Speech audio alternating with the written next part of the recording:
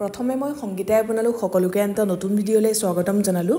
আজি আপোনালোকৰ কাৰণে কেঁচা আমৰ জ্বলা মিঠা চাটনি বা টকৰ ৰেচিপি এটা লৈ আহিছোঁ।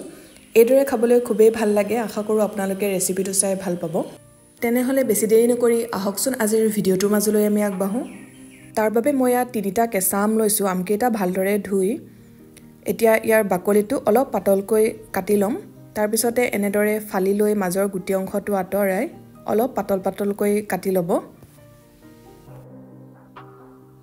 আনফালে মই গেছত পেন এখন পাতি থৈছিলোঁ। এতিয়া গৰম হোৱাত ইয়াতে অকণমান মিঠাতেল দিছোঁ, প্ৰায় ডাঙৰ চামুচেৰে এচামুচমান। তেল বহুত বেছিকৈও দিব নালাগে। এতিয়া তেলখিনি ভালদৰে গৰম হোৱাত ইয়াতে সৰু চামুচেৰে এচামুচ পাঁচফোৰণ, এটা শুকান জলকীয়া আৰু লগতে এখিলা তেজপাত দিছোঁ। পাঁচফোৰণখিনি ভালদৰে যেতিয়া ফুটি আহিব তেতিয়া ইয়াতে কাটি লোৱা আমখিনি দি দিব। আমখিনি দিয়াৰ পিছত গেছৰ ফ্লেমটো অলপ কমাই ৰাখিব আৰু এনেদৰে অকণমান লৰাই ভাজি থাকিব।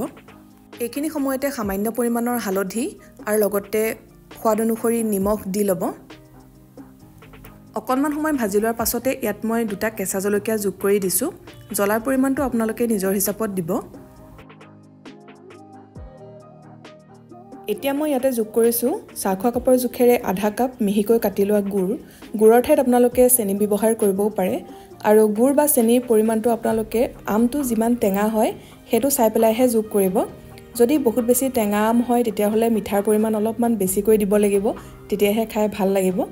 আৰু অকণমান লগতে পানী দি দিছোঁ যাতে গোটেইখিনি সোনকালে সিজি উঠে।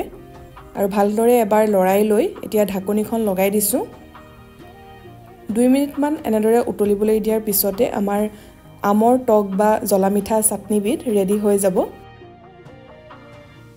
এয়া মোৰ উতলাই লোৱা হৈ গ'ল। মন কৰিছে অলপ ডাঠ হৈ পৰিছে আৰু এনেদৰে অকণমান ভাঙি দিব। মাজে মাজে অলপ গোটাকৈও ৰাখিছোঁ। ইয়াতকৈ আৰু উতলাই নাথাকোঁ, যিহেতু এইখিনি ঠাণ্ডা হোৱাৰ পিছত আৰু অলপ ডাঠ হৈ যাব। এতিয়া মই গেছৰ ফ্লেমটো অফ কৰি দিম আৰু একেবাৰে শেষত মই অকণমান ক'লা নিমখ যোগ কৰিছোঁ বা আপোনালোকে চাট মছলাও ব্যৱহাৰ কৰিব পাৰে, তেতিয়া ইয়াৰ টেষ্টটো আৰু ভাল লাগে। এয়া গোটেইখিনি ভালদৰে এবাৰ মিলাই ল'লোঁ আৰু এতিয়া বাতি এটালৈ উলিয়াই লৈছোঁ। আমৰ এই মিঠা জ্বলা চাটনিবিধ গৰম দিনত খাই খুবেই ভাল লাগে। এতিয়া যিহেতু কেঁচা আম ওলাইছে, যিসকলে আজিলৈকে এই জুতি লোৱা নাই এবাৰ নিশ্চয় খাই চাব আৰু কেনে পালে কমেণ্ট কৰি জনাব। এই চাটনিবিধ ৰুটি বা লুচিৰ লগত খোৱাৰ উপৰিও আপোনালোকে ভাতৰ লগতো পৰিৱেশন কৰিব পাৰে। খাই খুবেই ভাল লাগে। আশা কৰোঁ ভিডিঅ'টো চাই ভাল পালে। যদি ভাল পালে লাইক কৰিব, লগতে শ্বেয়াৰ কৰি দিব।